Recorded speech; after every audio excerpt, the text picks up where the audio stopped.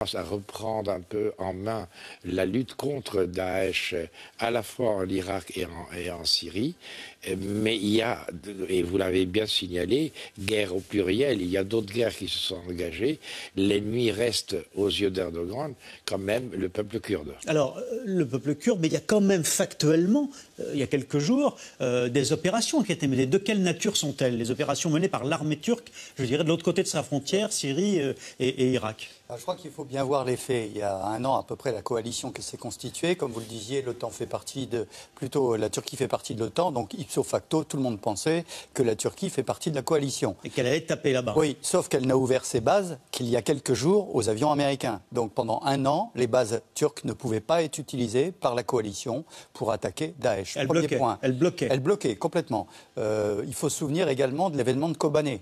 Kobané, c'est cette ville qui est... Ville tenue par les Kurdes, défendue par la coalition, qui a beaucoup bombardé autour de Kobané, et la Turquie a bloqué pendant des jours et des jours les Kurdes qui ne pouvaient pas renforcer les positions à Kobané. Donc on peut dire que pendant cette année de combat de coalition, la Turquie a été particulièrement absente de l'organisation qui permettait de frapper Daesh, voire même parfois complice, puisqu'on sait que les trafics entre la frontière turque et irakienne ou syrienne permettaient à la fois l'approvisionnement en argent et en combattants de Daesh. Donc pendant un an, la situation a été celle-là. Il est intéressant de noter que la première déclaration américaine, après la déclaration de la Turquie de rejoindre la coalition et d'ouvrir les bases, voilà, le porte-parole de la Maison-Blanche, qui était au Kenya à ce moment-là, ses premiers mots ont été de dire « Nous reconnaissons que le PKK est un parti terroriste », avant de dire que la Turquie rejoint... Il faut le préciser. Quel sens ça a, le fait que les Américains a un sens ils payent en quelque sorte la Turquie? On paye aux Turcs la possibilité d'utiliser des bases qui, sur le plan tactique, n'est pas négligeable. Hein. Les avions, maintenant, peuvent tourner en 20 minutes sur leurs objectifs, ce qui est colossal par rapport aux porte-avions qui coûtaient très très cher. Donc ça n'est pas négligeable. Mais ceci étant, c'est simplement une monnaie d'échange pour permettre, nous en reparlerons probablement plus tard, l'autre guerre contre le PKK. Alors, on va venir à cette guerre, mais Kendal Nezhan, vous dites clairement que la Turquie est en partie une base arrière pour les militants de Daesh. Pas uniquement les militants de Daesh, tous les djihadistes, qui viennent d'Europe et d'ailleurs, ils ne vont pas en Syrie sur un tapis volant. Ils traversent tous la frontière turque. Les bases arrières, les bases de recrutement de ce mouvement opéraient ouvertement en Turquie jusqu'à une date récente. Et Erdogan ne faisait aucun mystère de ses intentions en disant notre objectif, c'est le renversement du régime syrien. Ce sont les gens les plus actifs dans ce combat-là. Donc, voilà, on ne disait pas ouvertement pour ne pas déplaire aux Américains, on les soutient, mais on les soutenait concrètement. Les blessés étaient soignés dans des hôpitaux turcs, le pétrole, soi-disant par des trafiquants, était vendu sur le marché turc. Alors, qu'est-ce qui s'est passé? Il s'est passé depuis Kobané que les Kurdes, soutenus par les Américains, ont pu libérer toute la bande territoriale le long de la frontière de la Turquie qui était auparavant contrôlée par le Daesh et qui ne dérangeait pas la Turquie. Donc, ils sont arrivés jusqu'au fleuve l'Euphrate. Et pour les Américains, l'opération devait se poursuivre à l'ouest de l'Euphrate jusqu'à la jonction donc, au sud d'Antioche. Et c'est là que la Turquie a dit, si ce mouvement-là continue, on n'aura aucun accès à la Syrie. Donc, on propose un marché aux Américains en disant, on vous laisse bombarder à partir de la base de l'OTAN, d'Injilik, et on va créer sur cette portion de frontière, c'est-à-dire sur 90 km, une zone sécurisée où, soi-disant, des Syriens modérés vont opérer. On ne sait pas qui sont ces résistants ou ces militants modérés. Pour la Turquie, les modérés, c'est des islamistes aussi. Hein. Donc voilà où on en est. Donc c'est un marché de dupes. Enfin, en tout cas, pour la Turquie et les États-Unis ont des agendas très différents. Et en ce qui concerne le point de vue kurde, je pense que c'est un écran de fumée, c'est un pâté d'alouettes. Depuis le 20 juillet, il y a eu quelques frappes aériennes contre quelques positions de Daesh. Et le gros des opérations, c'est contre le PKK. Il y a eu 1100 arrestations. Et sur les 1100 arrestations, une trentaine de militants de Daesh, dont la moitié ont été libérés. Donc vous voyez un peu, le reste c'est des Kurdes. Donc vous nous dites que cette offensive de la Turquie contre Daesh n'est qu'une façade pour gérer d'autres intérêts, en particulier se protéger de la percée kurde. C'est ce que vous venez de nous dire en quelque sorte. Alors on va y revenir en image et on va voir aussi quelle est la situation politique en Turquie, car le président Erdogan n'a plus réellement de majorité dans son propre Parlement. Nous sommes allés donc en reportage en Turquie et au Kurdistan, vous allez le voir, pour l'entrée en guerre de la Turquie, après un an de négociations avec les États-Unis. Officiellement, Ankara bombarde donc des positions des terroristes de l'État islamique. Mais sa guerre réelle, on vient de le voir, semble être l'offensive tournée davantage vers le PKK, vers les Kurdes. Cette façade, de quoi en est-il? Reportage sur le terrain, Yacine Mili, Stéphane Lepez, avec Robin Besnaïnou. Des dizaines de frappes aériennes pour détruire des positions djihadistes. Depuis quelques jours, Ankara est officiellement en guerre contre l'État islamique. La Turquie, membre de la coalition, refusait jusqu'ici de prendre part à toute manœuvre militaire. Mais depuis quelques jours, le ton a changé. La faute à un attentat suicide dans le sud du pays, attribué à l'État islamique. Nous ne pouvons tolérer que les conflits dans d'autres pays et au-delà de notre frontière fassent aussi couler du sang en Turquie. Ce dimanche, 6 avions F-16 et 300 soldats de l'armée américaine ont rejoint la base d'Incirlik en Turquie pour participer à la coalition contre Daesh, une première. Il aura fallu une année de négociations aux États-Unis pour convaincre les Turcs d'accueillir ces troupes. Souvent critiquée pour son attitude ambiguë vis-à-vis de l'État islamique, la Turquie veut désormais montrer qu'elle aussi lutte contre les djihadistes. L'occasion de clarifier ses positions aux yeux du monde entier. Certains commentateurs affirment que la Turquie entretient des liens avec Daesh. Que répondez-vous ? C'est un énorme mensonge, ce n'est pas vrai. La Turquie ne mérite pas ce genre de critique. Cela fait presque 2 ans que les spéculations se font à l'intérieur et à l'extérieur du pays quant au fait que nous entretenons des liens avec l'État islamique. C'est un mensonge, c'est de la désinformation. La Turquie n'a jamais eu de lien avec Daesh et notre réaction aujourd'hui le prouve. Mais cette campagne contre Daesh cache une autre guerre, celle qui oppose les Turcs et les Kurdes. Hier, une série d'attentats a secoué la Turquie, tuant 5 policiers et 1 soldat et faisant des dizaines de blessés.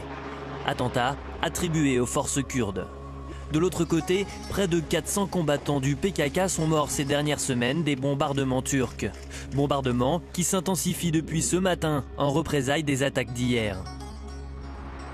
Pour la plupart des observateurs, la Turquie a un objectif, étouffer les victoires des rebelles du PKK, toujours considérés comme une organisation terroriste par les Occidentaux. Le réel objectif du gouvernement turc n'est pas de rejoindre la coalition pour combattre l'État islamique. L'objectif principal, c'est d'éviter la formation d'une nation kurde dans le nord de la Syrie et de l'Irak.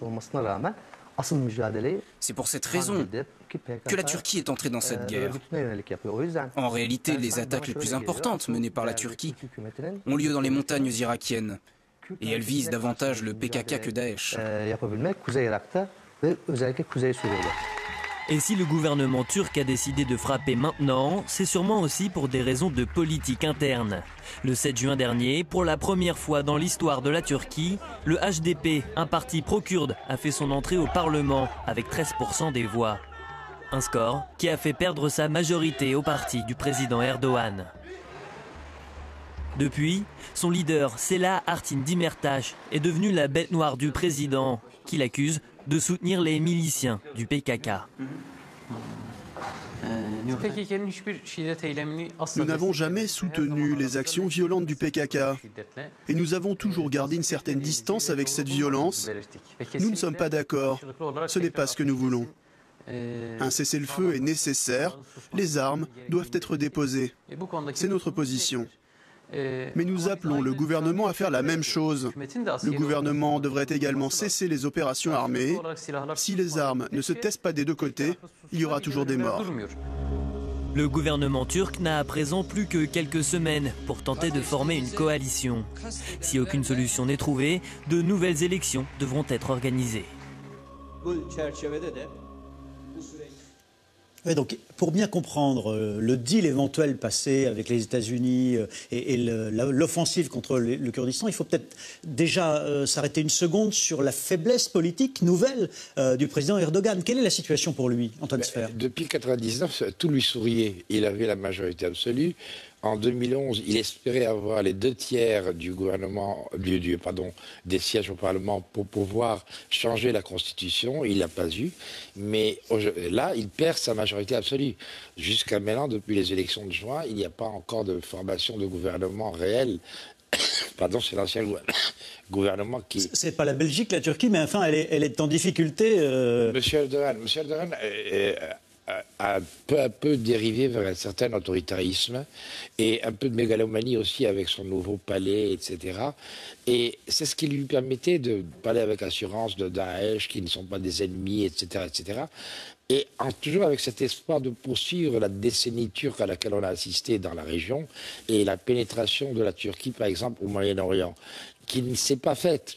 Aujourd'hui, on assiste plutôt à la fin de la décennie turque et au début de la décennie iranienne. Mais alors, vous avez l'air de dire qu'au fond, pour essayer de remobiliser son peuple autour de lui, Erdogan lance cette offensive contre les Kurdes, qui est un ennemi ancien des Turcs. Le nationalisme turc, etc., un ennemi traditionnel.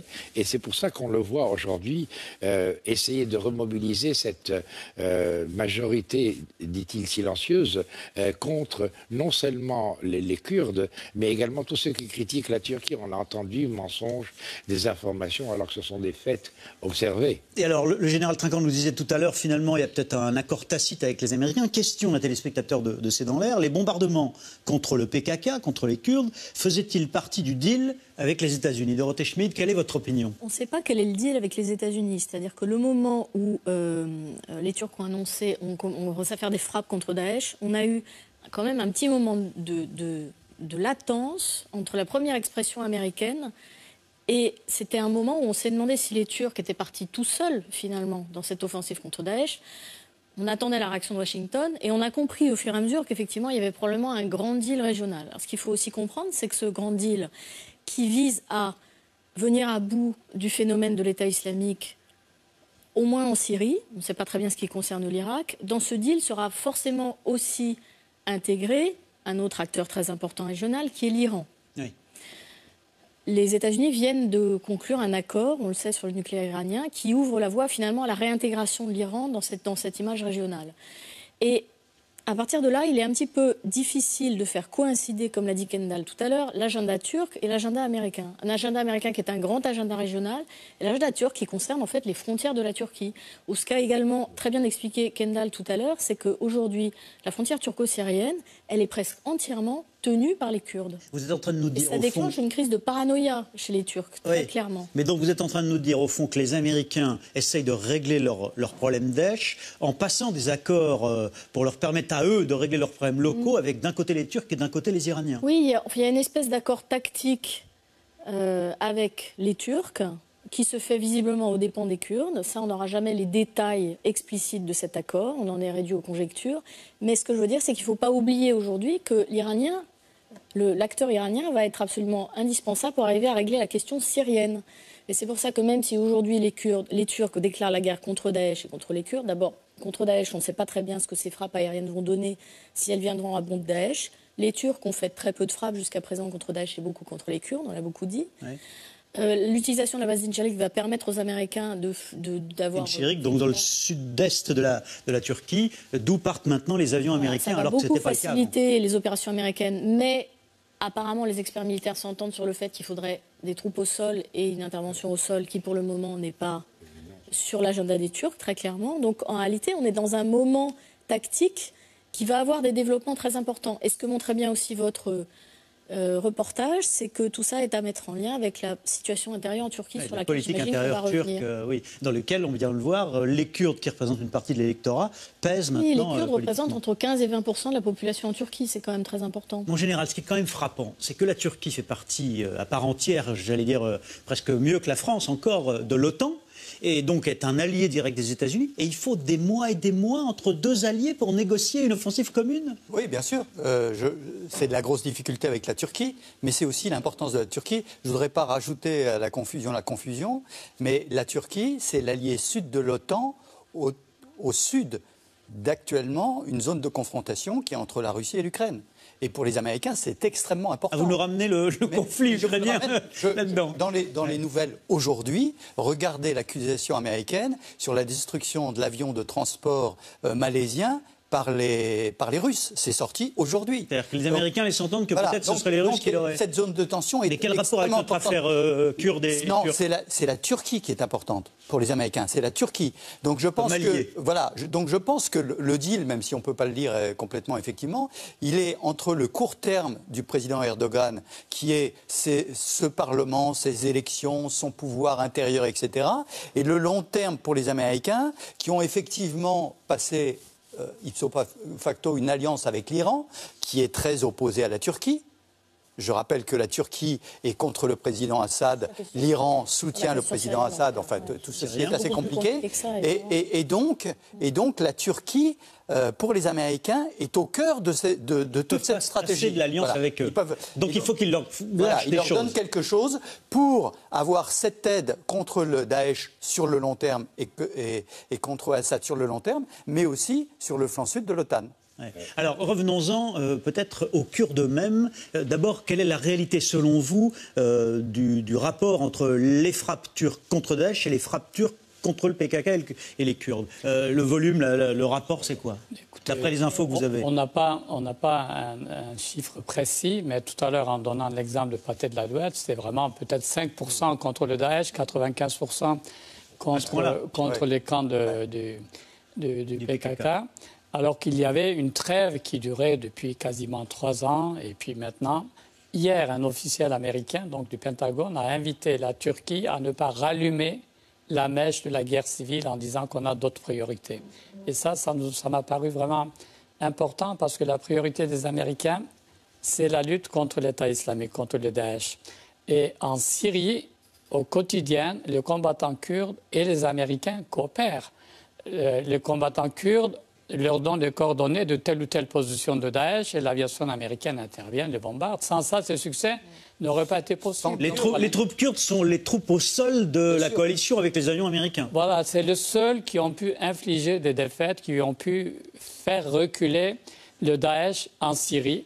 Et donc là, on est dans une situation contradictoire parce que si c'est la Turquie qui a un mot à dire et qui empêche, par exemple, les avions américains partant d'Injilik de venir en aide aux combattants kurdes de Syrie, on ne sait pas ce qui va se passer. Général Trinquant. Oui, Madame soulignait tout à l'heure que le combat sera gagné au sol. C'est une évidence. Les frappes aériennes ne gagneront pas le combat au sol. Or, aujourd'hui, les deux seuls combattants réels au sol sont les Kurdes, de quelque partie qu'ils arrivent, en Syrie et en Irak, et les chiites, qu'ils soient iraniens. Du sud, par l'Iran. Voilà. Et donc, ces deux combattants au sol ne sont pas des amis, c'est le moins qu'on puisse dire, de la Turquie. Donc, il y a une grande difficulté. Pour avoir quelque chose à court terme sur les avions, on n'a pas les combattants au sol, et ces combattants au sol, c'est ceux qui gagneront la guerre. Antoine Sfer. Oui, je crois que la Turquie et l'Iran n'ont pas toujours été ennemis non plus, parce qu'il y a les réalités de la vie. Les réalités de la vie, la Turquie a permis à l'Iran de contourner l'embargo, notamment l'embargo financier avec les banques et tout, etc. Je crois qu'il y a une installation aujourd'hui d'une alliance stratégique américaine pour toute la région qui comprend aucun pays arabe, mais plutôt l'Iran, la Turquie et Israël. Et ces 3 pays aujourd'hui sont en rivalité. Qui va être le primum inter pares dans la relation avec les États-Unis? Les Turcs sont légitimes à la demander puisque partie de l'OTAN, Israël n'en parlons pas bien entendu, et l'Iran, le nouveau venu en quelque sorte, qui lui peut mettre aujourd'hui sur le terrain énormément de monde, les passes d'Aran, les gardiens de la révolution, l'armée, etc., et encadrer les milices chiites, et partie d'Irak comme vous disiez mon général, et qui sont incontrôlables, ingérables. Donc les seuls qui peuvent les contrôler, les gérer, c'est les Iraniens. Voilà la situation sur le terrain. Les seuls qui peuvent aller, vous l'avez dit, aujourd'hui, c'est les Kurdes qui sont déjà sur le terrain, qui ont payé le prix et le tribut. Et on attend les Iraniens, bien entendu, qui aillent. Ça fait partie aussi de ce qu'on appelle le deal entre les Américains et les Iraniens. Oui, alors, Kendall Nezon, d'abord, peut-être cette question, mais qu'est-ce qu'on dit, de quoi parle-t-on quand on parle des Kurdes? D'abord, régionalement, géographiquement, de quoi parle-t-on? C'est en Irak, c'est en Iran, c'est en Syrie, c'est en Turquie, le Kurdistan, c'est quoi? C'est où? Kendall Nezon va nous répondre. Écoutez, depuis que les frontières ont été tracées par la Grande-Bretagne et la France au lendemain de la Première Guerre mondiale, les années 20, alors 1920. Voilà, les Kurdes sont divisés entre ces 4 pays, avec aussi des colonies dans l'ex-URSS. Et la plus grosse partie du Kurdistan, c'est où? La moitié des Kurdes vivent en Turquie. On estime les Kurdes de 35 à 40 millions de personnes à l'heure actuelle. 40 millions, oui. Et selon les chiffres de la Commission européenne en 2004, il y a de 14 à 18 millions de Kurdes en Turquie. D'accord. Donc ils sont citoyens turcs. Ils vivent en Turquie. Une partie d'entre eux, d'ailleurs près de la moitié, vivent maintenant dans les grandes métropoles turques à cause de la guerre, de la situation économique. Ce qui fait qu'en Turquie, il y a 2 problèmes kurdes. C'est-à-dire que ce qui se passe, la guerre dans les provinces du Kurdistan peut éventuellement être occulté, mais dans les métropoles comme Istanbul et ailleurs, les Kurdes vont manifester. Et donc, on ne peut plus cacher les choses comme on l'a fait dans le temps. Et alors, les il y a combattants... 10 millions de Kurdes en Iran, on en parle très peu. Il y a 6,5 millions en Irak. Et les Kurdes d'Irak défendent leur territoire. En luttant contre l'État islamique avec tant de détermination, ils défendent leur liberté, leurs institutions. Et en Syrie, c'est autour de 2,5 millions de Kurdes, peut-être 3 millions, et qui sont sur une bande territoriale discontinue parce que la France a tracé la frontière le long d'un chemin de fer. Il n'y avait pas de fleuve, et donc voilà. Donc quand on parle d'un Kurdistan relativement autonome, c'est surtout en Irak, cette partie où il y a un Kurdistan autonome, en quelque sorte. Il y a déjà un Kurdistan plus qu'autonome, quasi indépendant, avec son parlement, ses institutions, ses aéroports. Et puis, dans le Kurdistan de Syrie, il y a toute une région. Donc, sur les 3 cantons kurdes sont autogérés par les Kurdes depuis maintenant 3 ans, 4 ans. Et donc la crainte de la Turquie, c'est de voir ces combattants du Kurdistan autonome gagner du terrain en Syrie, gagner du terrain un petit peu partout à sa frontière, c'est ça? Et la crainte surtout, dont Teschwit l'a bien rappelé, c'est que tout d'un coup, la frontière avec la Syrie serait tenue par les Kurdes et non pas uniquement, ce qui interdirait un peu à la Turquie de pouvoir contrôler et de pouvoir rentrer et de pouvoir agir à l'intérieur de la Syrie comme il l'avait fait jusqu'à maintenant depuis 4 ans. Et c'est ça la crainte aujourd'hui de la Turquie. On a parlé de paranoïa, c'est bien, je crois que c'est bien ça. On a déclenché une paranoïa M. Erdogan essaye d'instrumentaliser pour précisément mobiliser le nationalisme turc. Dorothée Schmid. Oui, en fait, pour comprendre l'attitude des Turcs, il faut suivre la situation en Syrie. La Turquie est complètement contaminée par la crise syrienne depuis 2 ou 3 ans. Ça joue à la fois sur la nature du régime, qui devient autoritaire, avec effectivement un président qui se permet de prendre des libertés avec les libertés publiques. Oui, alors c'est une démocratie, la Turquie. Oui, qui organise des élections de manière un petit peu anarchique, puisque maintenant on est entre les négociations de coalition pour former un gouvernement sont en train d'échouer, donc on parle d'élections anticipées à nouveau au mois de septembre. Donc là, on se retrouve dans un cas de figure où on est un petit peu comme quand on n'est pas content des élections au Moyen-Orient. On dit finalement, on va se débrouiller pour les refaire. Donc il y a à la fois ce régime qui se durcit, il y a 2 millions de réfugiés qui pèsent sur la situation économique en Turquie, dont je crois qu'on doit avoir près de 250 000 ou 300 000 réfugiés peut-être seulement qui sont dans les camps. Le reste qui est installé en Turquie, pas simplement dans la région frontalière, mais aussi beaucoup à Istanbul. Quand on dit que la Turquie est la base arrière aussi des djihadistes, ou en tout cas la base d'envol des djihadistes qui viennent d'Europe vers... cet aspect de la Turquie, la frontière turco-syrienne, qui est la frontière de tous les trafics qui alimentent les conflits aux frontières de la Turquie. On dit beaucoup, par exemple, que l'État islamique se finance par le trafic de pétrole, ce qui est certainement en partie vrai. Ce qu'il faut voir, c'est que ce sont des trafics qui sont anciens, qui préexistent même à la crise syrienne, parce que le pétrole du Kurdistan irakien était aussi pris en charge par des trafiquants depuis très longtemps. Donc, ça ce pétrole qui est produit sur les terres occupées par Daesh est évacué pour être vendu par la Turquie ? en partie achetés par les Turcs, en partie passant par la Turquie pour aller ailleurs, mais c'est quand même très difficile à documenter par ailleurs. Et ce qui est très intéressant, c'est qu'on a toute cette espèce d'économie grise, qui est une économie de guerre, qui s'installe dans le sud-est, précisément dans ces régions qu'aujourd'hui les Turcs sont en train de pilonner avec leurs avions puis pour détruire les bases du PKK. Et c'était des régions qui étaient en train d'échapper quasiment au gouvernement central parce qu'elles étaient aussi au cœur de tous ces trafics régionaux. Ce pétrole de cette région, c'était des millions de dollars pour Daesh ou pour le PKK? Non, en Syrie, en tout cas, c'était pour Daesh, puisque occupé par Daesh. Ils ont essayé de prendre le pétrole de Mossoul du côté irakien. Les Kurdes les en ont empêchés. Il y a eu deux véritables grosses batailles là-dessus autour du Turc. À Kirkouk, ils n'y sont pas encore. Donc, il y a aussi aujourd'hui, dans les bombardements de la coalition, pas les puits, mais surtout la raffinerie en Syrie, et puis ensuite les pipes. Donc il y a un gros enjeu, que ce soit les raffineries, les puits et les pipes pétroliers sur place. Ils sont visés par les bombardements de la coalition. Dans la guerre actuelle. Tout ça entretient tous les acteurs de cette crise. C'est ça le drame, c'est qu'effectivement, on a une situation qui est avec un front très évolutif. Et dans cette paranoïa, entre guillemets, citée à l'instant par Antoine Sfer de la Turquie, il y a la crainte aussi que le PKK s'équipe ou puisse trouver des puits et donc des réserves pétrolières et donc en dollars pour lui à l'avenir? Non, mais ce qui est évident, c'est que cette crainte du PKK depuis longtemps par la Turquie, les victoires remportées en Syrie ou en Irak par les Peshmerga liés aux Kurdes, pas tous PKK, a forcément un impact considérable sur les Kurdes en Turquie. Et comme vous le disiez, toute cette zone de trafic bénéficie naturellement à un Kurdistan, comme vous le soulignez, qui est autonome en Irak et donc qui donne des idées, bien sûr, en Turquie. Ouais, c'est ça. Alors, autre contradiction, c'est que quand les Kurdes d'Irak essayent de vendre leur pétrole, ils sont obligés de passer par Ceyhan, qui est un port turc. Donc les Turcs aussi font attention à faire la différence entre le PKK, le peuple kurde, etc. Ouais. C'est vrai que c'est un peu confus et compliqué, mais il est certain que les intérêts économiques sont aussi également un enjeu central. Alors on va revenir sur les combattants kurdes eux-mêmes pour essayer de comprendre pourquoi ils sont engagés eux-mêmes. Ils défendent leur autonomie, mais pas exclusivement, dans la lutte contre Daesh. Le vieux conflit entre les Kurdes et les Turcs s'était apaisé, on l'a dit par ailleurs, depuis 3 ans. Et il vient de reprendre, la Turquie, redoutant de voir une nation kurde, vous l'avez bien expliqué, devenir autonome. Mais ce conflit, précisément, durait depuis 30 ans. Reportage au Kurdistan, Yacine Mili, Stéphane Lopez.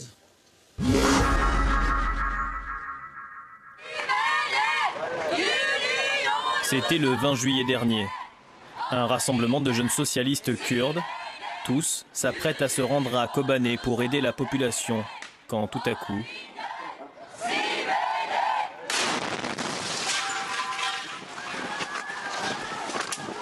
un attentat attribué à l'État islamique qui a coûté la vie à 32 personnes. Depuis la proclamation du califat, c'est la première fois que Daesh frappe sur le sol turc. Mehmet, lui, fait partie des miraculés. La bombe a explosé précisément ici, juste là, dans cette zone. Il y avait des morceaux de corps partout, jusqu'au fond du jardin. On a même retrouvé des membres à plusieurs mètres d'ici, derrière le bâtiment.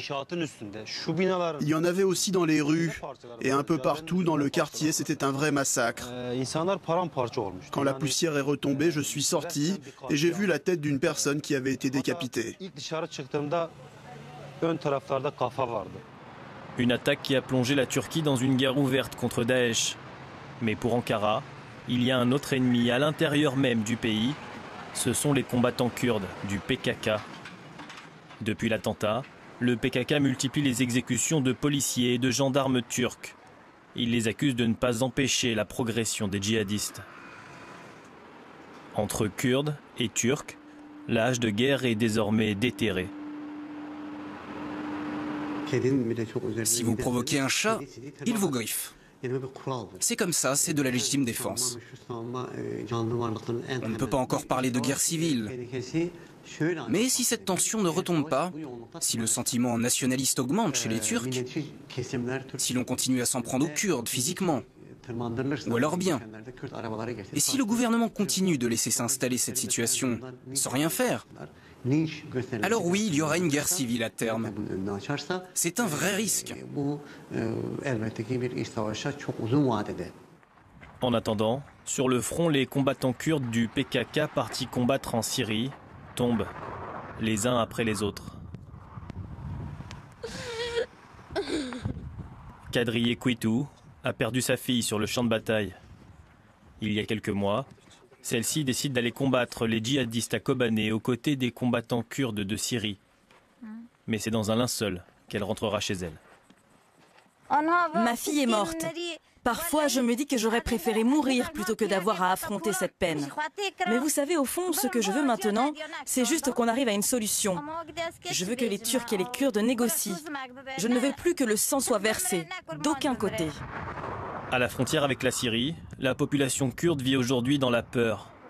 Coincée entre la barbarie de Daesh d'un côté et la nouvelle menace turque de l'autre, ces réfugiés de Kobané sont pris au piège. La vie quotidienne, elle, est toujours aussi pénible. On vient prendre de l'eau tous les jours pour la ramener dans nos tentes. À Kobané, c'était pareil. Nous n'avions pas d'électricité depuis 3 ans. C'était dur. Aujourd'hui, Resmé a peur pour sa famille. Peur d'être à nouveau une cible, mais cette fois en Turquie, là où elle avait trouvé refuge. Depuis l'explosion de Suruç, on est angoissés. La nuit, par exemple, les hommes du camp font des rondes pour assurer notre sécurité. C'est comme ça qu'on vit maintenant. Moi, ce que je veux, c'est rentrer à Kobané. Nous sommes en Turquie maintenant. Et même ici, il y a des explosions. Nous ne sommes en sécurité nulle part, mais je veux rentrer. Si je dois mourir, je préfère que ce soit sur ma terre natale.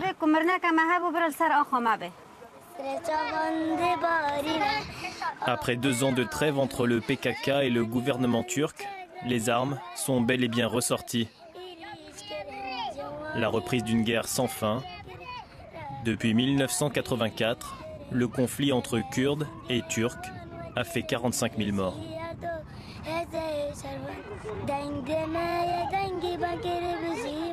Les Kurdes, jamais tout à fait chez eux, éternels réfugiés et combattants à la fois aujourd'hui contre Daesh, mais aussi contre parfois l'État turc lui-même. Question posée par un téléspectateur de C'est dans l'air. Qu'est-ce qui justifie que le PKK, donc un des partis kurdes, soit considéré comme une organisation terroriste ?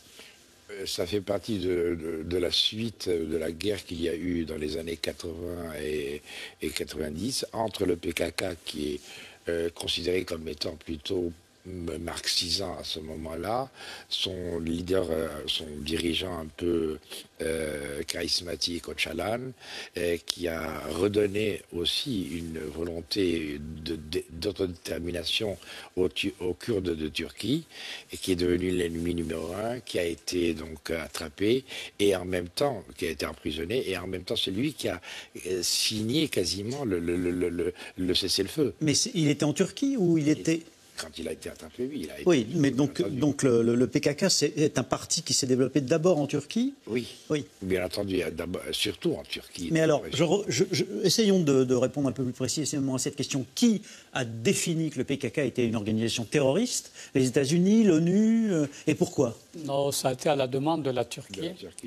Et les Kurdes sont devenus une variable d'ajustement de la diplomatie. Alors, quand on ne pouvait pas leur faire plaisir dans d'autres domaines, l'Allemagne, la France était avec M. Charles Pasqua. La Turquie voulait acheter des hélicoptères, Tansu-Çiller est venu en France. Donc M. Chirac lui a fait le baisement, les grands retrouvailles, et on a mis le PKK sur la liste des organisations terroristes. Bon, le PKK n'est pas non plus un mouvement de saints. De saints et oui. Voilà, d'enfants de cœur. Mais bon, dans une guerre, il y a, ce qui s'est passé, c'est que, par exemple, le président Mitterrand a toujours refusé de qualifier le PKK d'organisation terroriste. Chaque fois que le Turc demandait, il dit que c'est une organisation politico-militaire qui a un objectif, qui a un agenda, qui est l'obtention de droits kurdes en Turquie. Et donc, comme il y a eu des mouvements de libération en Afrique, en Algérie. Mais on voit bien le PKK agir en Turquie en revendiquant des attentats contre les policiers turcs. Et là, on a vu un instant un de ses leaders dire bah oui, mais vous savez, on a gratté le chat, donc il vous griffe. On est entré dans une période de guerre. Et dans une guerre, quand vous bombardez les camps de l'autre partie, eux, ils vont exercer des représailles. Ils ne vont pas rester les bras ballants. Donc, ils vont exercer des représailles. Et c'est regrettable, évidemment, de part et d'autre, parce que depuis 3 ans, les gens ont commencé à espérer dans la paix. Parce qu'une guerre de 30 ans qui a fait 45 000 morts, 17 000 disparus, 3 400 villages détruits, 2 millions de déplacés et 300 milliards de dollars dépensés par la Turquie. Et la Turquie et l'armée turque, la deuxième armée de l'OTAN, n'ont pas pu vaincre militairement le PKK. Et le PKK n'a pas pu vaincre non plus l'armée turque. Donc on est dans l'impasse. Il faut trouver une solution politique. Au fond, peut-être que, c'est ce que vous nous dites, que la Turquie, là, d'Erdogan, profite d'une capacité pour attaquer frontalement le PKK et les combattants kurdes pour essayer de réduire, parce qu'elle n'a pas gagné finalement avec la paix et l'armistice qui était en place depuis 3 ans. Elle espérait gagner sur le terrain civil, ça n'a pas marché, elle en profite pour attaquer, c'est ça? Voilà, M. Erdogan avait fait le pari qu'avec sa promesse de paix, de processus de paix, une partie de l'électorat kurde lui apporterait son soutien. Et c'est ce qui s'est passé jusqu'à l'année dernière. Si M. Erdogan et son parti ont eu la majorité, c'est à grande partie grâce à l'électorat kurde qu'il l'a soutenu parce qu'il croyait dans ses promesses de paix. Mais en octobre dernier, quand il y a eu le siège de cette ville kurde syrienne et quand devant les caméras du monde entier, on a vu la Turquie rester inactive et laisser Daesh agir. Laisser Daesh agir et empêcher les volontaires kurdes d'aller défendre la ville. Donc le jeu a été fait. Les gens de Kurdes ont dit, donc maintenant on connaît les vraies intentions d'Erdogan. C'est pour ça qu'aux élections de juin dernier, les Kurdes ont massivement voté pour le parti pro-kurde. Et ces votes qui ont manqué au parti de M. Erdogan ont fait que son parti n'a plus de majorité. Et Erdogan traite les Kurdes maintenant d'ingrats en disant « mais oui, avant votre langue était interdite, moi je l'ai autorisée, il y a une chaîne de télévision dans votre langue, et avec tout ça, vous n'avez pas voté pour moi ». Donc maintenant, il compte sur l'électorat nationaliste turc parce que son gouvernement, enfin son Premier ministre, peine à former une coalition. Pourquoi peine-t-il? Parce que les autres partis voudraient qu'il y ait une enquête approfondie sur les accusations de corruption qui porte sur des milliards de dollars, touchant sa famille, son fils et son entourage. Et voilà, lui, il veut... Voilà la nouvelle donnée supplémentaire pour compliquer la chose encore, c'est la corruption en Turquie. Et lui, il n'en veut pas, et c'est pour ça qu'il veut susciter un sursaut nationaliste pour gagner les prochaines élections.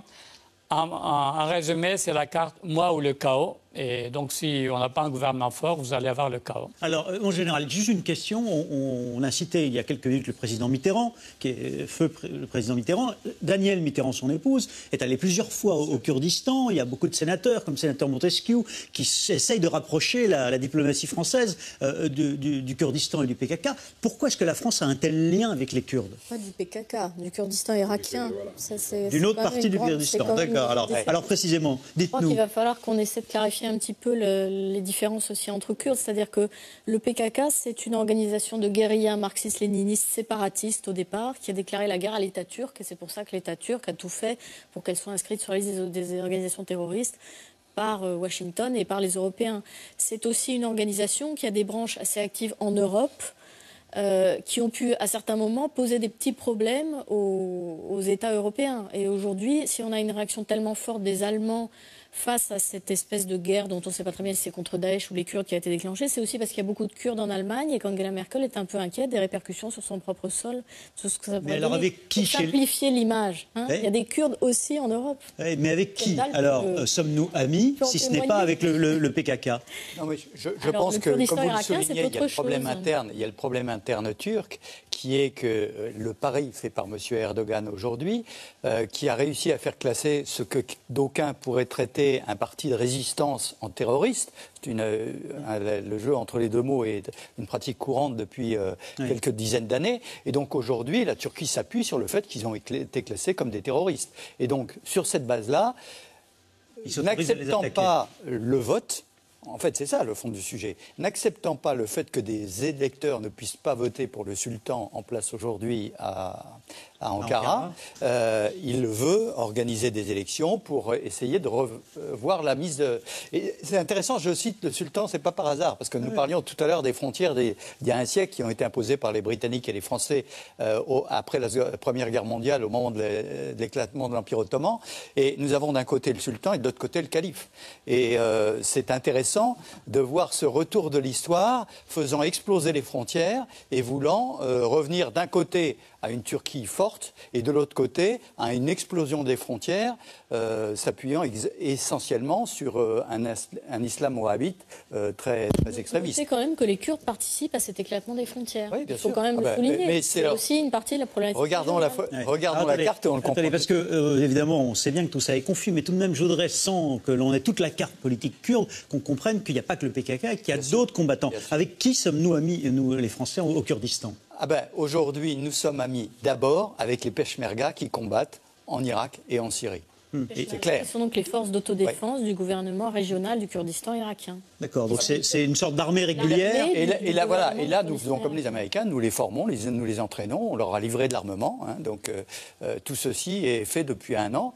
Donc là, clairement, pourquoi? Parce que ce sont les seules forces au sol qui peuvent combattre. Nous aidons également de l'autre côté le gouvernement irakien en formant une brigade en particulier pour pouvoir attaquer par le sud, j'allais dire les Peshmerga attaquant par le nord, ce sont toujours les seuls combattants. Et il se trouve que l'intérêt en Irak au moins, c'est de ne pas avoir que des Peshmerga et des chiites, mais d'avoir aussi des sunnites, c'est-à-dire des sunnites qui s'opposent à Daesh. Et là, c'est beaucoup plus compliqué compte tenu de l'attitude ancienne du gouvernement irakien. Antoine Sfer. Oui, je crois que la carte est assez éloquente. On voit très bien que les Kurdes, les Peshmerga, aujourd'hui en Syrie aussi, contrôlent et peuvent contrôler non seulement la frontière, mais ils sont à quelques encablures de la mer, de la mer Méditerranée. De la Syrie. Voilà, et en Syrie. Le Kurdistan historique, on l'a en vert ici. N'oubliez pas qu'en 1927, il y a quand même une résolution de la SDN qui reconnaît le Kurdistan. Même si le pays qui n'existait que sur le papier est éclaté. Et alors, ce fameux Kurdistan un peu autonome, où est-il sur cette carte, dans cette zone verte? C'est en Irak. C'est juste en Irak. C'est la partie autour de Mossoul. Mossoul, exactement. Là, quand on approche de Bagdad, on est à la limite des 4 provinces sunnites à Bagdad. Mais c'est là aussi où Daesh est fort. Alors, Daesh est fort précisément parce que c'est à partir des relations tribales entre les tribus sunnites des 4 provinces et l'Arabie saoudite, bien entendu, à un moment donné, que Daesh a été nourri en argent et bien entendu en armes. Et à partir de là, aujourd'hui, les tribus se rebellent contre aussi Daesh. Mais une des capitales de Daesh, c'est Mossoul, non? Non. Non, pas encore. Pas encore. Mossoul est aujourd'hui... Mais ils tiennent Mossoul. Oui, ils tiennent une partie de Mossoul. Il y a quand même toute la banlieue sud et ouest. Le califat a été déclaré où, Antoine? Le califat a été déclaré à Raqqa. À Raqqa. Donc tout ça pour dire que les combattants du Kurdistan autonome sont en première ligne face à Daesh. Depuis le début. Et en Syrie, vous voyez très bien, juste au milieu de la carte syrienne, vous avez ce point noir qui désigne Raqqa, qui est aujourd'hui le rassemblement, la capitale que voudrait constituer le califat, concernant le califat islamique. Alors, mon général, juste une question. Oui. Où, aujourd'hui, se trouvent les soldats français et américains au sol quand ils sont, forces spéciales, en train de former, par exemple, des unités, d'entraîner les Peshmerga ou alors les Iraniens? La formation se fait au Kurdistan, je parle pour les Français, bien sûr, au Kurdistan et autour de Bagdad, puisqu'il y a 2 actions de formation, l'une auprès des Peshmerga et l'autre auprès de l'armée irakienne. Je rappelle, vous citiez tout à l'heure Mossoul. Mossoul est un peu une clé. Le jour où l'armée irakienne grâce à des combattants sunnites, et non pas seulement grâce aux Iraniens et aux forces chiites, sera capable d'attaquer Mossoul, on aura fait un grand pas. Ça, c'est le premier point. Le deuxième point, ce sont les Américains. Les Américains ont fait un raid très intéressant il y a plusieurs semaines maintenant, dans lequel ils sont allés en hélicoptère chercher un dirigeant de Daesh, le prendre, et au passage, assez ennuyeux pour leurs alliés turcs, ils ont découvert que la logistique passait par la Turquie. Et donc ils ont des preuves de ce que la Turquie était bien impliquée. Alors dans toute cette région et cette carte qu'on vient de voir en vert, il y a en particulier des chrétiens, il restait des chrétiens d'Orient, et si les Kurdes sont ceux qui résistent au sol, vous nous l'avez dit, le mieux aux terroristes islamistes de Daesh, eh bien c'est une aubaine pour les chrétiens d'Orient. Chassés des plaines d'Irak et de Syrie, ils ont trouvé refuge auprès des Kurdes, précisément, des chrétiens catholiques syriaques souvent, martyrisés par Daesh. Par centaines de milliers, ils ont quitté notamment la plaine de Ninive. Sur le terrain, pourcés dans l'air, Yacine Mili et David Lemarchand. Reportage. Il a fait le déplacement de Lyon pour aller à la rencontre des fidèles irakiens. C'est important pour vous, cardinal, de venir les soutenir, se déplacer. Ah bah oui, et puis c'est surtout une très grande joie. D'abord leur dire merci, leur dire qu'il y a énormément de monde qui pense à eux. Le cardinal Barbarin est en mission, celle d'apporter un peu d'espoir à une population qui a tout perdu face à la barbarie.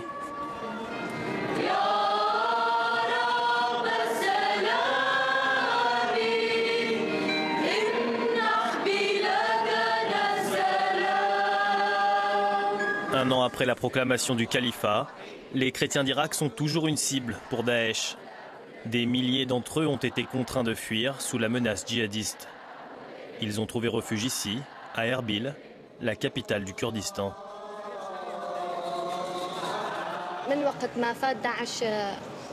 Nous avons fui quand Daesh a attaqué notre ville, Karakosh. Nous sommes venus ici sans rien et nous sommes obligés de vivre ici maintenant. Que ça nous plaise ou non, nous n'avons pas le choix. Notre peuple souffre de cette situation. Nous avons besoin d'aide et de soutien.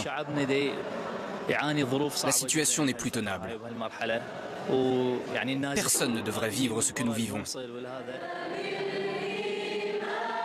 Les chrétiens ont été chassés chez eux à Mossoul. Certains ont été sauvagement assassinés parmi les Coptes, en Libye, etc. Et beaucoup de musulmans aussi ont été assassinés. Donc il y a une violence indescriptible, inadmissible. Tous ceux qui veulent rester ici, il faut évidemment les encourager beaucoup parce que c'est leur terre, c'est leur pays. Ils ont tout à fait le droit de vivre ici. Ils sont chrétiens depuis plus longtemps que nous à Lyon. Hein. Le Kurdistan, une région qui résiste tant bien que mal à l'avancée des djihadistes en Irak. Une région devenue aussi terre d'asile pour les chrétiens. Selon les Nations Unies, il serait près de 600 000 déplacés. Alors pour les accueillir, il a fallu s'organiser. En périphérie d'Erbil, ce camp géré par l'église accueille les chrétiens qui ont fui face à Daesh. Et ici, c'est le père Ibrahim qui est chargé de veiller à l'accueil des familles. Voilà, ici il y a une chambre. C'est une petite chambre, mais je crois qu'elle est assez pour 5 personnes. Et ici, il y a les chambres de famille. Ils s'assoient ici. Ils ont une petite télévision. La plupart des gens, ils viennent de Karakosh. Et il y a aussi de Bartalla, et de Mossoul, de Bashika et d'autres, de tous les villages qui sont en planète de Ninive. On a ici 1200 familles, à peu près 5500 personnes. Parmi elles, la famille d'Aïda. Elle a fui Karakosh il y a 1 an, quand l'État islamique a pénétré dans sa ville. Depuis, elle est sans nouvelles de sa petite fille. C'est ma Christina, ma petite fille chérie. Elle a été capturée par Daesh. Ce jour-là, les djihadistes prennent le contrôle de la ville et organisent une chasse aux chrétiens. La famille d'Aïda est conduite dans un bus pour être expulsée. Le chauffeur du bus s'est approché de moi. Je me souviens de son nom, il s'appelait Favel. Il parlait ma langue. Il a attrapé ma fille, je l'ai suivie. Et je lui ai demandé pourquoi il prenait ma fille. Je l'ai supplié 3 fois de me la rendre.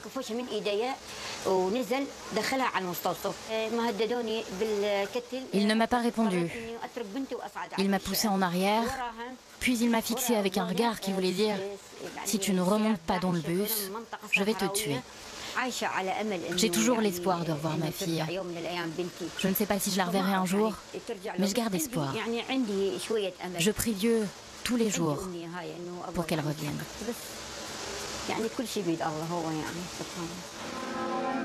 Après un an d'exil, tous ici ne rêvent que d'une chose, retrouver la plaine de Ninive, un des berceaux du christianisme dans lequel plus aucun chrétien ne vit aujourd'hui.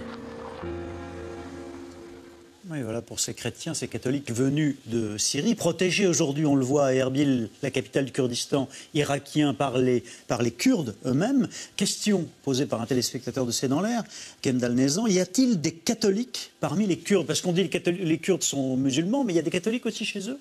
Alors, les Kurdes sont très majoritairement musulmans sunnites, d'un rite qui est différent de celui des Turcs. Et il y a une minorité chiite, mais qui est différente aussi du chiisme iranien. Donc, il y a des zoroastriens, il y a des yézidis, il y a des sabéens.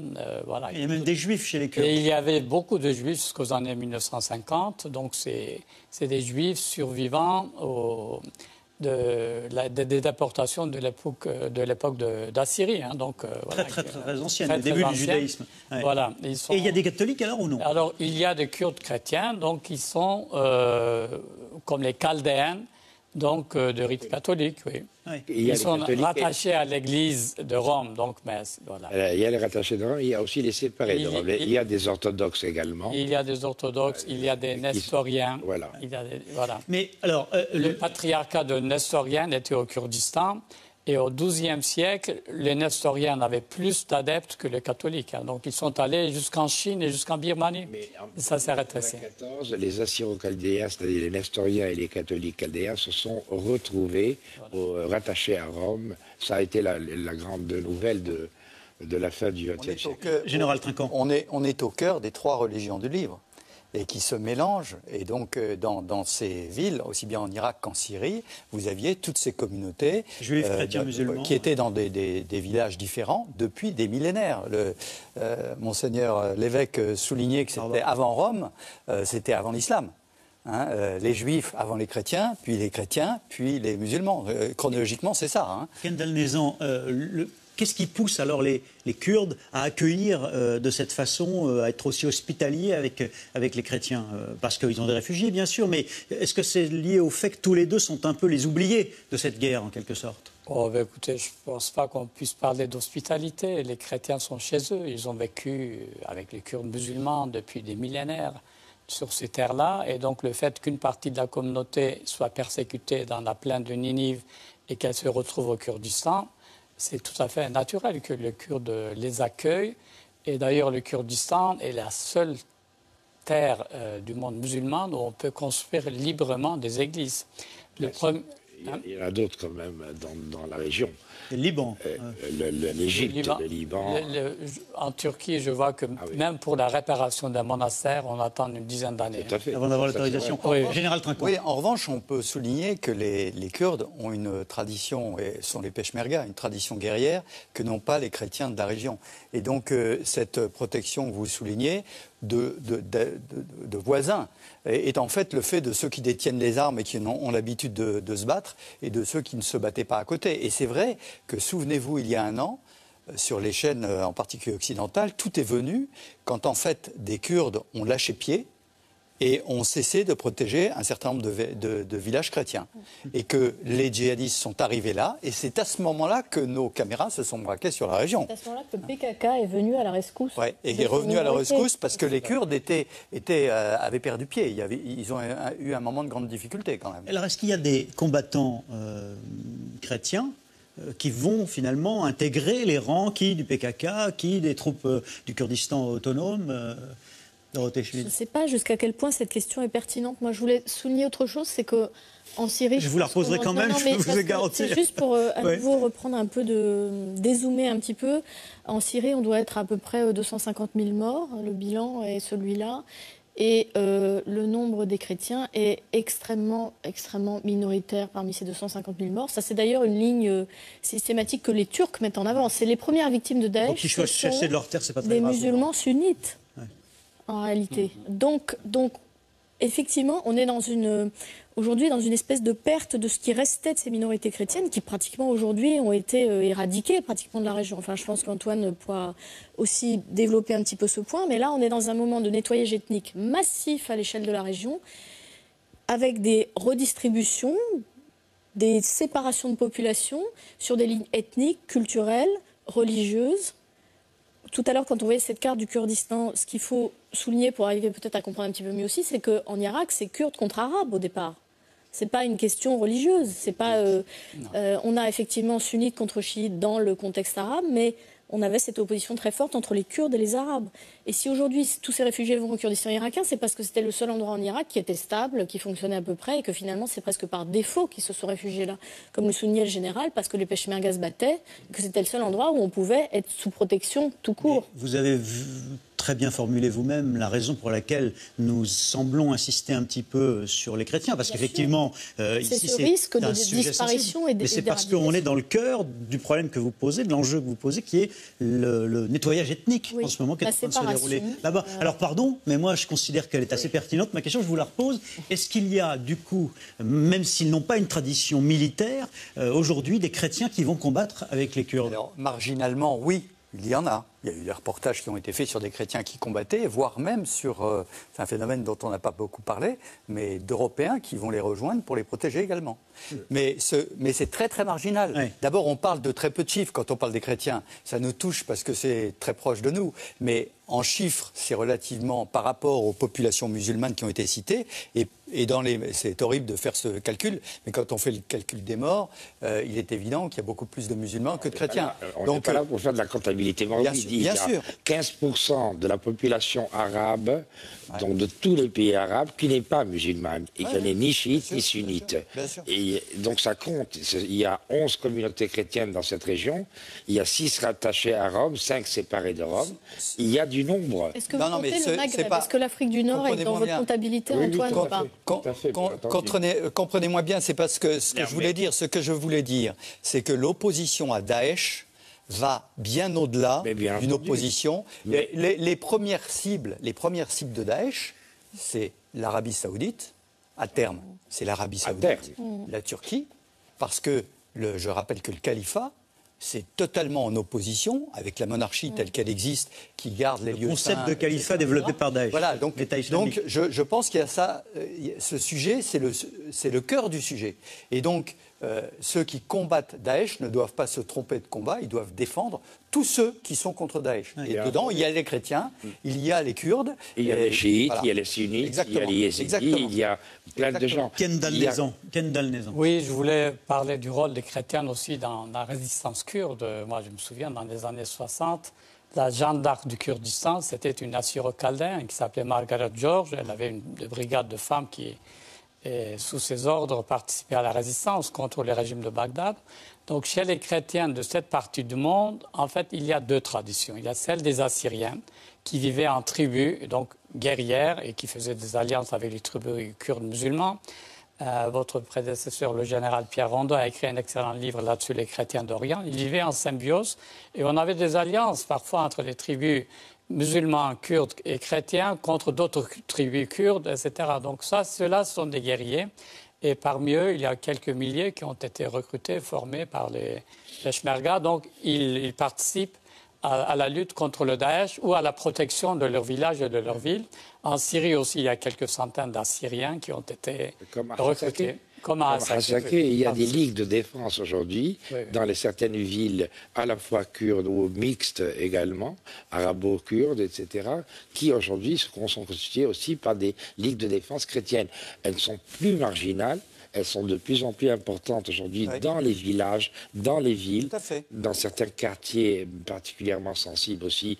Hassaké et la nouvelle Kobané, aujourd'hui, on le voit très bien, qui est menacé. Malheureusement, le chrétien dans cette région du monde, depuis le 7e siècle, vit et naît au bord du précipice et passe sa vie à éviter d'y sombrer, c'est tout. Alors, on va passer maintenant aux questions SMS et Internet de C'est dans l'air en rafale.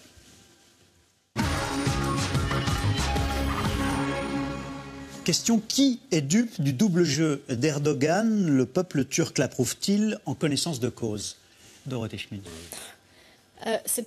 L'expression de double jeu, à mon avis, est toujours un peu inappropriée parce qu'en fait, la Turquie fait plusieurs choses à la fois. C'est plutôt ça. C'est pas un sentiment de double jeu. Je crois que d'ailleurs, j'ai entendu Kendall dire ça il n'y a pas très longtemps. Il y a toujours plusieurs fers au feu.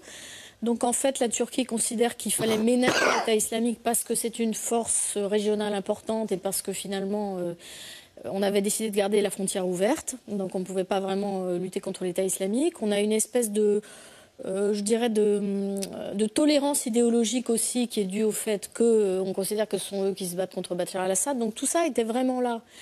Et il y a une chose qu'il ne faut pas négliger, c'est que la Turquie est un pays qui est très anti-américain. L'opinion publique turque est extrêmement anti-américaine. Donc aujourd'hui, ce sur quoi joue Erdogan, ce n'est pas du tout l'idée qu'il y a eu un grand accord avec les États-Unis, même si lui, personnellement, indéniablement, ça le flatte. Et comme le disait Antoine tout à l'heure, on a une espèce de course à l'échalote entre qui sera le premier allié des États-Unis dans la région. Mais ce que voit l'opinion turque, c'est que la Turquie a décidé de faire quelque chose, que le président a une stratégie en Syrie qui va reprendre la main. Et vous pensez qu'il est assez soutenu par son opinion ? Je pense qu'il est en train de jouer, comme il le fait depuis plusieurs années, la polarisation de l'opinion et qu'on est aujourd'hui au bord de la guerre civile en Turquie. Ah oui, à ce point. Une guerre entre Turcs et Kurdes, en tout cas, c'est très clair. La peur, ça marche toujours. Hein. Quelle est autre question? Quelle est la position française face à la guerre menée par les Turcs contre les Kurdes, en général? Alors, je ne représente pas la position française sur ce sujet-là. Vous l'observez de très près comme stratège. Je crois que le cessez-le-feu qu'il y avait depuis 2 ans et la possibilité d'entamer un dialogue était très certainement la position préférable. Et aujourd'hui, la radicalisation prônée par le président Erdogan, qui joue sur le cœur, ce que je disais, embête terriblement, parce que c'est de la vision à court terme. C'est essayer de radicaliser pour obtenir des électeurs, et on a fichu en l'air tout un processus qui pouvait déboucher sur quelque chose. Autre question, existe-t-il la moindre chance qu'il y ait un jour un État turc, Kendall? Kurde, oui. Autant pour moi, bien entendu, c'était ça la question. Existe-t-il la moindre chance qu'il y ait un jour un État kurde? Écoutez, il y a un État kurde déjà en Irak, avec 6 millions d'habitants, avec ses richesses pétrolières, le Parlement, le président. Mais ce n'est pas tout le Kurdistan. Est-ce qu'il y aura un jour un grand Kurdistan? Moi, j'ai connu les oppositions dans les pays de l'Est et eux, ils pensaient que c'était impossible qu'on puisse imaginer la fin de l'Empire soviétique. Et puis, ça a éclaté. Ouais. L'ex-Yougoslavie, on nous disait, le président Bush père jurait qu'on ferait tout, à l'époque, pour garder l'unité de la Yougoslavie. Ça a éclaté, il y a eu des États. Donc, un jour, je pense que les Kurdes vont émerger, mais c'est quand ce jour-là? En tout cas, le 21e siècle verra l'émergence d'un Kurdistan qui ne sera pas nécessairement pas le grand Kurdistan, mais ça sera un État kurde qui donnera aux Kurdes une voix au chapitre, parce que dans le monde actuel, quand on n'a pas d'État, on n'a pas de voix au chapitre. L'autre question, les États-Unis ont-ils de gros intérêts en Turquie, Antoine Sfer? Ah oui, bien entendu, d'abord des intérêts stratégiques. C'est tout le flanc sud de l'OTAN qui est aujourd'hui entre les mains de la protection de l'armée turque. Il y a des intérêts économiques également. La Turquie, même la France d'ailleurs, a beaucoup d'intérêts économiques en Turquie, ne serait-ce que dans les secteurs industriels, par exemple, alimentaires, industriels, etc. Et bien entendu, les États-Unis aujourd'hui ont surtout un intérêt, c'est d'avoir la Turquie dans leur alliance stratégique pour bien surveiller et bien contrôler toute la région. Et le sud du flanc ukraino-russe, on l'a vu tout à l'heure. Autre question, comment qualifier le parti du président Erdogan? Quels sont ses liens avec l'islamisme? Dorothée Schmidt. Je pense qu'il a dû dire récemment qu'il était islamiste. Je crois qu'il l'a dit assez clairement. C'est un parti qui est au pouvoir depuis 2002, donc qui est passé par différentes périodes d'autodéfinition. Donc au départ, c'était les musulmans démocrates. Erdogan tient beaucoup à l'idée qu'il a poursuivi une politique d'approfondissement démocratique en Turquie. Et c'est vrai qu'il a débarrassé la Turquie de beaucoup de tics de dictature militaire qu'elle avait. Il s'est quand même engagé dans ce processus de paix avec les Kurdes, qui est quelque chose d'absolument révolutionnaire. C'est-à-dire que les droits des Kurdes ont quand même beaucoup progressé aussi sous Erdogan. C'est ça le paradoxe. Mais vous avez dit en ce moment qu'il est en train de se rebraquer, en quelque sorte. Il est clair que depuis 1 ou 2 ans, on a un pays qui est où les libertés publiques se sont beaucoup... Autre question. La Turquie a-t-elle un mandat de l'ONU pour bombarder en Irak? Non. Actuellement, le problème de la zone, d'ailleurs qui est plus en Syrie qu'en Irak, de la fameuse zone qui doit être créée, la zone tampon, est quelque chose d'excessivement difficile parce qu'effectivement, il faut un mandat de l'ONU normalement. Alors, des articles obscurs de la charte pourraient permettre, on sait qu'on peut manipuler un petit peu les textes, mais en fait, légalement, non. Et c'est pour ça, d'ailleurs, au passage, je souligne que la France n'intervient pas en Syrie, parce qu'il n'y a pas de mandat de l'ONU. Alors qu'en Irak, oui, parce que c'est à la demande de l'Irak. Et il faut que ce soit l'Irak. Autre question, est-ce la fin d'intervenir en Libye et d'aller au-delà de la... Oui. Question, est-ce la fin du tourisme en Turquie? On a vu dans une émission récente qu'il se portait mal. Oui, mais la fin, non, certainement pas, puisqu'il y a toujours cette côte du côté de Bodrum qui attire énormément les Occidentaux. Ils se portent mal parce qu'il y a beaucoup moins de Russes, ils ont moins d'argent. Pour refaire le lien. Et c'est vrai. Dernière question, Gendal Enzan. Est-ce qu'il y a eu déjà un Kurdistan en tant qu'État, en dehors de l'État autonome actuel? Un État totalement indépendant? Un État uni, non, mais il y a eu des États kurdes depuis le 9e, 10e siècle, voilà, des principautés, des États, mais ce n'était jamais sur l'ensemble de la totalité du territoire. Merci pour cette